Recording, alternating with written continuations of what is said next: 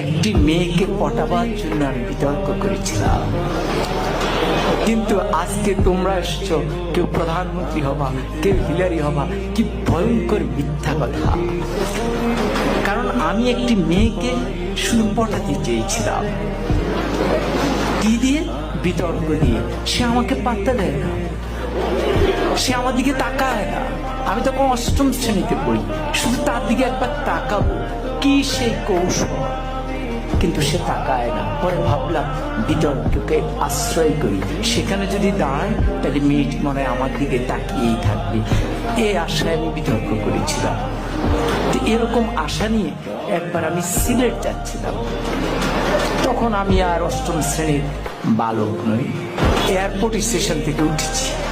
তো যাওয়ার সময় ট্রেন, সকালে সিলেটের ট্রেন, আমি উঠলাম। উঠে আমার সিটে গেলাম, দেখি আমার একটি সিট, সামনে আরেকটি সিট, মানে ডাবল ডাবল না।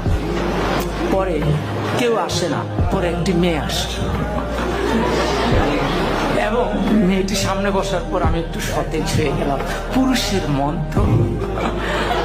পরে মেয়েটি দেখলাম সাদা গাউন পরা, আমি বুঝলাম সে সিলেট মেডিকেল। তাহলে ভাবলাম যাক, মান সম্পন্নই হয়েছে। এরপরে ট্রেন এগিয়ে যাচ্ছে, আমার মনে কত কিছু আসে, কত ভাবনা আসে, কিন্তু আমি তো কথা বলতে পারতেছি না, খুব আনইজি বোধ করছি। কি করব? ট্রেন যায় ভিড়লো আখাউড়া স্টেশনে। আখাউড়া তো নাম শুনেছ না? তো পরে আমি আখাউড়া স্টেশনে গেলাম। যাওয়ার পর হঠাৎ আমি তো মেয়েটার দিকে তাকানোর চেষ্টাই করি, কিন্তু মেয়েটা করে কিনা আমি ঠিক বুঝি না। তো হঠাৎ করে একজন আসলেন, এসে বললেন, ভাই লাগবে?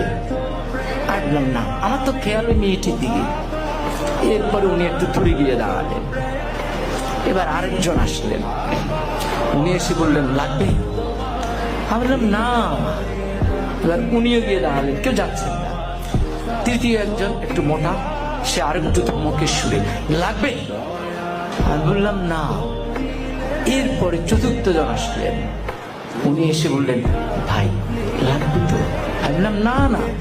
এখন এই যতবার লাগবে বলে মেয়েটি ততবার পলকে পলকে আমার দিকে তাকায়।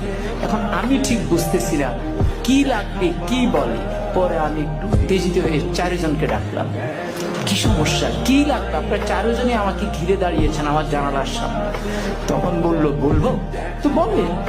বললো, ভাই আমরা হিরোইন বিক্রি করি, আপনাকে দেখে মনে হয় দারুণ ভাবে